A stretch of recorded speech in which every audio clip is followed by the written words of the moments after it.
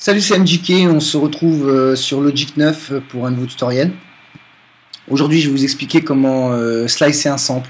Donc toujours avec le XS24. Dans un précédent tutoriel, j'avais expliqué comment transformer un vocal en synthétiseur un peu façon Major Laser. Là, je vais vous expliquer comment tout simplement slicer un sample. Donc je vais expliquer déjà qu'est-ce que c'est que le slice de sample. Donc pour ceux qui connaissent la MPC, moi ayant moi-même pratiqué la MPC pendant pas mal d'années, c'était une fonction donc, qui est sortie sur la 2000 XL il me semble, la première fois je crois.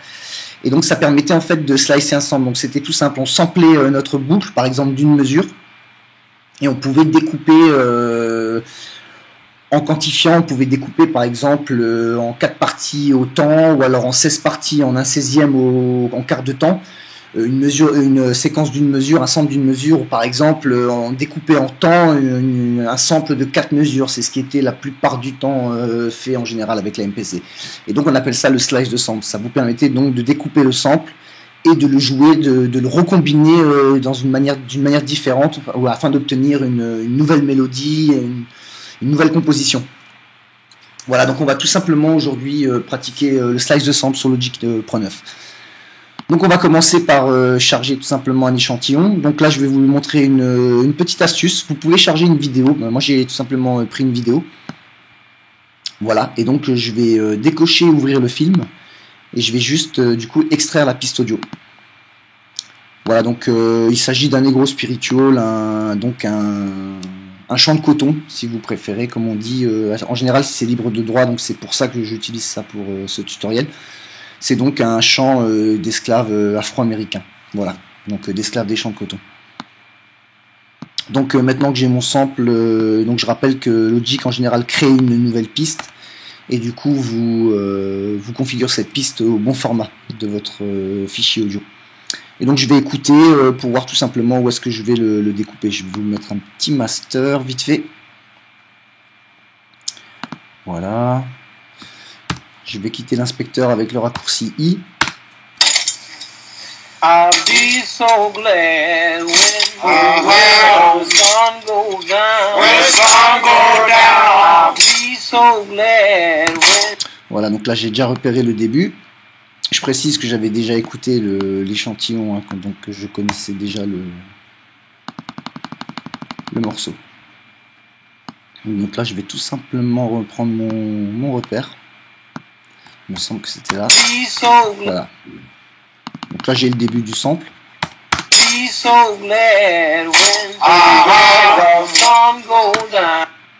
Et maintenant je vais tout simplement le faire sur une mesure, hein, histoire que ça aille assez rapidement. Donc j'ai tout de suite repéré que j'ai pris, comme vous pouvez le constater, une espèce de frappement des chaînes. Je pense que c'est les chaînes qu'il frappe contre les pierres en fait. Voilà, donc pour marquer le tempo. Et donc tout simplement je vais en garder deux puisque ça va me donner tout simplement une mesure. Maintenant je vais découper donc avec l'outil secondaire que je rappelle qu'il se trouve ici et que j'utilise avec le raccourci commande. Voilà, donc je fais une découpe assez... c'est pas une découpe précise puisque de toute façon je vais le replacer au tempo. Et donc là je vais tout simplement baisser le tempo puisqu'à l'écoute on entend que c'est lent, que c'est pas un tempo rapide, hein, bien évidemment. Et donc je prends ce deuxième repère ici qui est donc la deuxième coup de chaîne qui va donc me donner tout simplement le repère du troisième temps. Voilà, là je pense qu'on n'est pas trop mal. Maintenant je vais tout simplement activer le bouclage sur une mesure. Voilà. Et je vais scinder au locator l'échantillon. Bien sûr, si vous ne le sélectionnez pas, il ne se passera rien. Donc pensez bien à sélectionner votre échantillon. Voilà.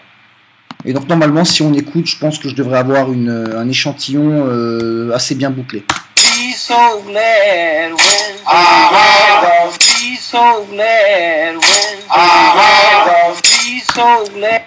Voilà, donc on a dès à présent chargé notre échantillon, on l'a bouclé, découpé donc le sample de notre choix sur une mesure, on l'a bouclé au tempo.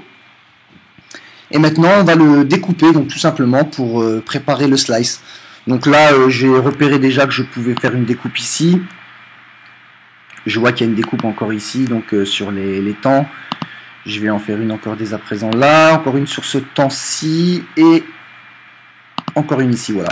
Donc là, je me retrouve avec, on peut constater 6 samples qui sont découpés plus ou moins dans une construction qui paraît cohérente. Puisqu'on a 2 petits, 1 grand, 2 petits, 1 grand, ça suit plus ou moins le chant et la rythmique. Voilà. Donc maintenant qu'on a découpé nos échantillons, pardon, on va tout simplement les sélectionner en cliquant sur la piste, ou alors si vous avez d'autres échantillons à côté, bien sûr, bien évidemment, vous sélectionnez juste les échantillons que vous souhaitez slicer. Voilà, et donc on va tout simplement cliquer sur le menu audio ici en haut là. Voilà, et on va convertir les régions en nouvelles pistes d'échantillonneurs.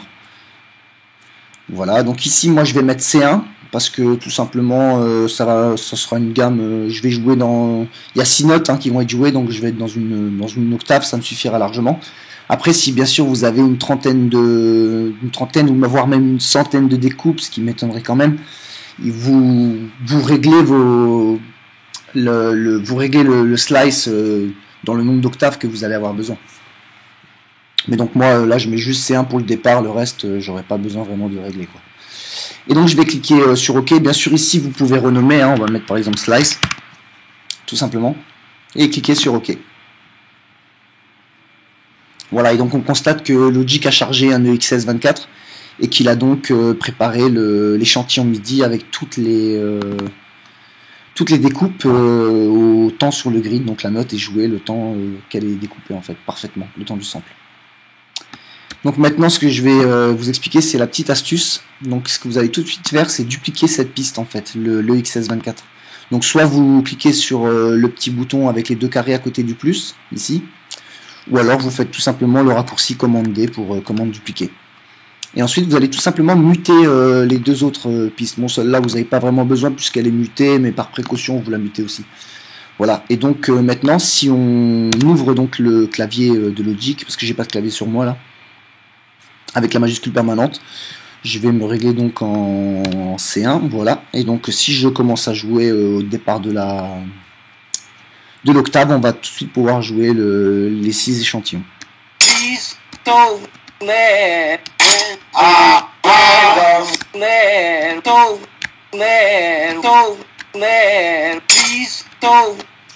Voilà, donc c'était le principe pour faire un slice.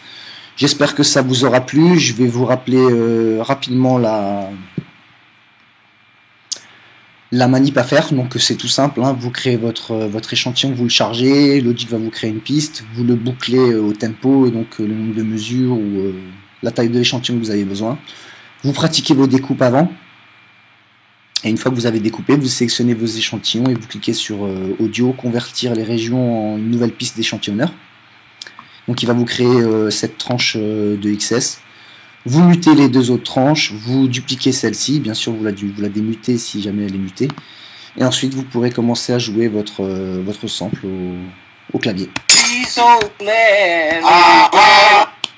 Voilà, j'espère que ce tutoriel vous aura plu. Je vous invite à vous abonner à ma chaîne et je vous dis à très bientôt pour un prochain tutoriel.